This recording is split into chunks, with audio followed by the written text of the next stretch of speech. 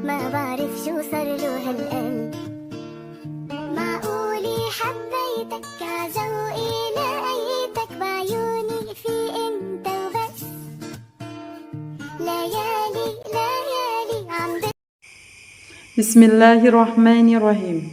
Assalamualaikum warahmatullahi wabarakatuh.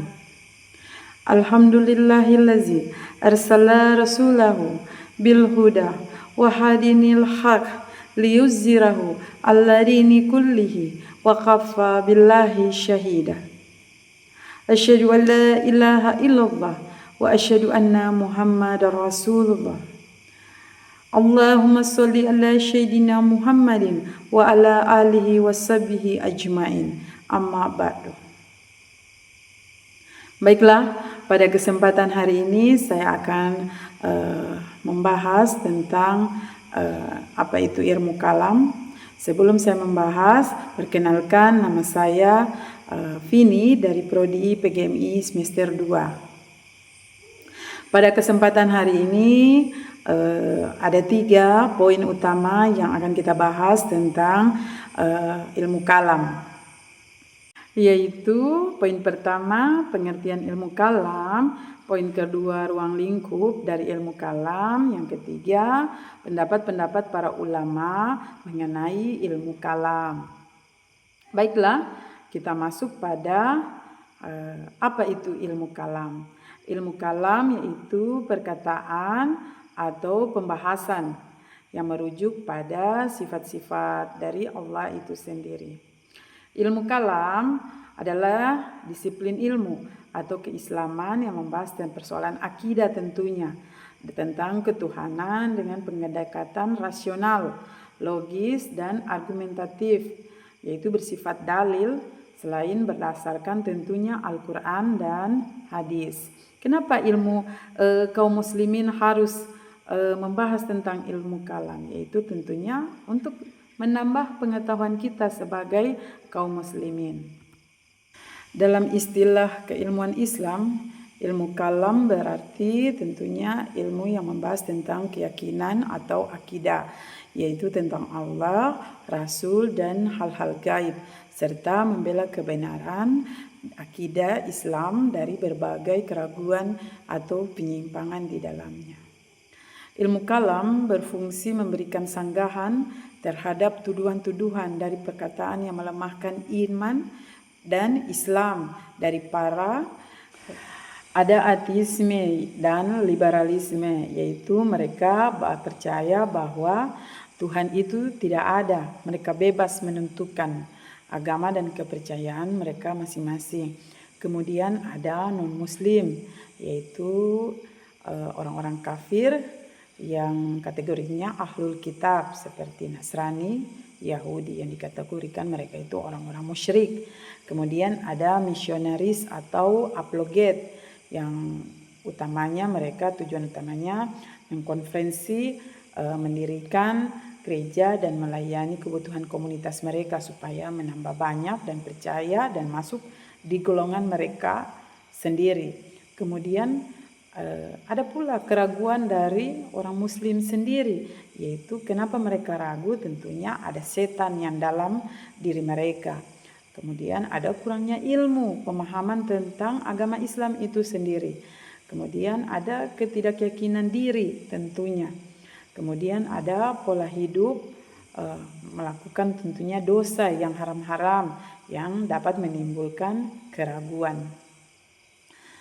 Contoh argumen yang melemahkan Islam dari pemikiran rasionalis dan filosofis, yaitu marah pada takdir. Kenapa? Karena merasa tidak adil, yaitu kenapa musibah didatangkan oleh Tuhan yang menimpa tentunya manusia. Kemudian jika Allah itu Maha Pengasih, mengapa ada penderitaan, kejahatan atau bencana alam? Bagaimana umat muslim menjawab tentang kejadian-kejadian atau argumen yang melemahkan Islam tersebut?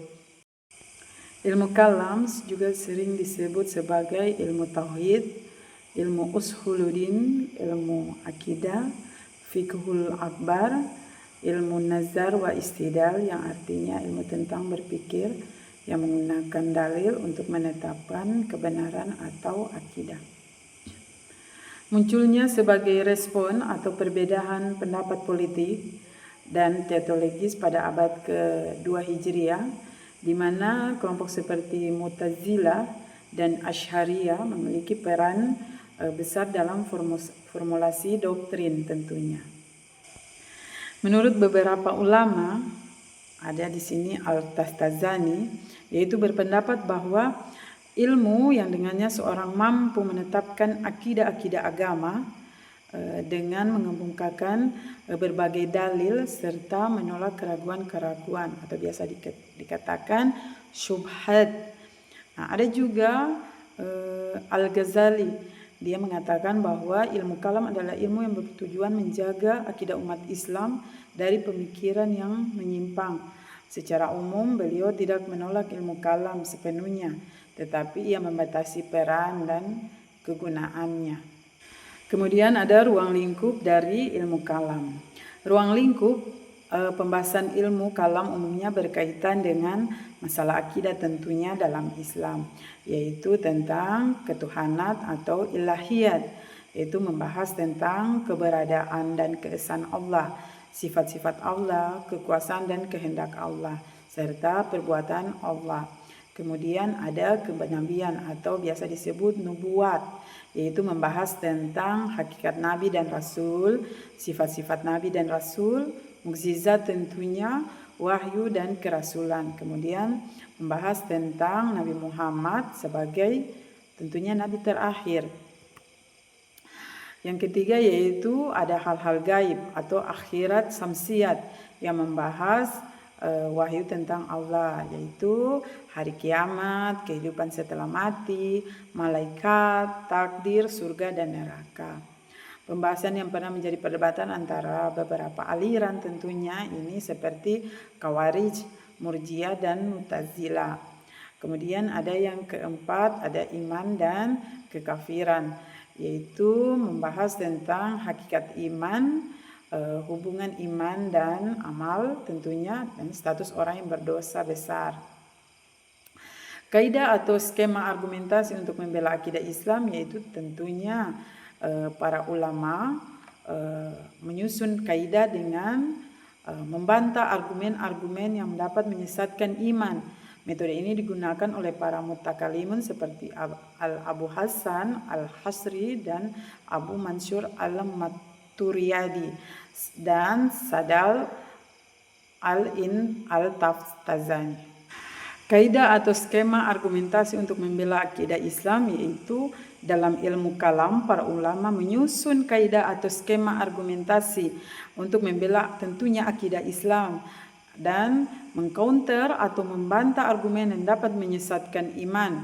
Metode ini digunakan oleh para mutakallimun seperti Abu Al-Hasan Al-Ash'ari, Abu Mansur Al-Maturidi dan Sa'ad Al-Dini Al-Taftazani, yaitu yang menetapkan akidah yang benar, menjelaskan masalahnya, memaparkan syubhatnya, membantah syubhatnya, menegakkan dalil yang benar dan menunjukkan kontradiksi argumen lawan.